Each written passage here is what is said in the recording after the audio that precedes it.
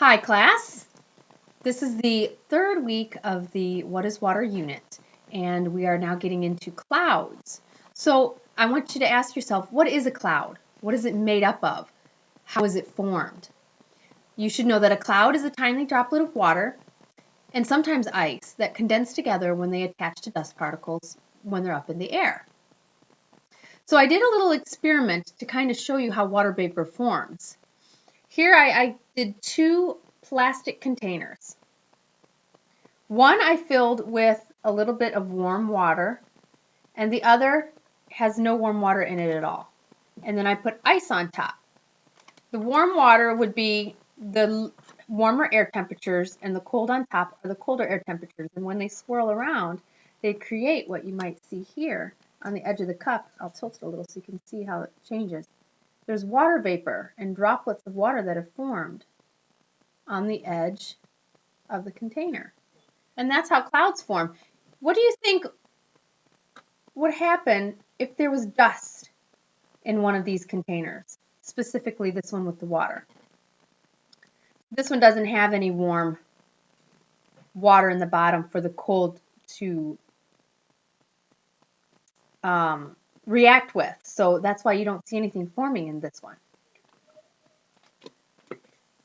So clouds are important to the water cycle. We've learned that in the last lesson because they help bring rain and snow to all parts of the world. So what happens to make clouds form?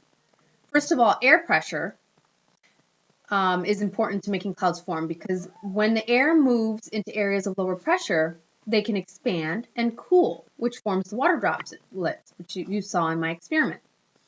And then the altitude also affects what type of clouds form. The higher the altitude, the thinner the clouds are. So we have a number of different clouds that can form, and it depends on altitude and air pressure. Cirrus clouds form at the highest altitudes, and they look like feathers or fish scales. And a lot of times you can tell the weather based on these types of clouds because they form based on wind currents too. Cumulonimbus are those thunderheads. They form upwards because air is moving up through them vertically, which pushes them up into the sky. And they can get to pretty high altitudes, which is why sometimes snow can come from them. Stratus clouds form low, and they often cover the whole sky, and they run horizontally. There's the streaky clouds you see kind of in the mid layers. Cumulus clouds are those big puffy cotton balls that form in the middle ranges of the sky. And the wind currents cause them also to expand and become bigger. The lowest type of cloud, which you wouldn't think is a cloud, but it really is considered one, is fog. And that is formed at the lowest point of the atmosphere and is it's at ground. It forms at ground level. Most rain starts as snow, and it's the snow as it melts, as it comes down and hits the warmer temperatures when it turns into rain.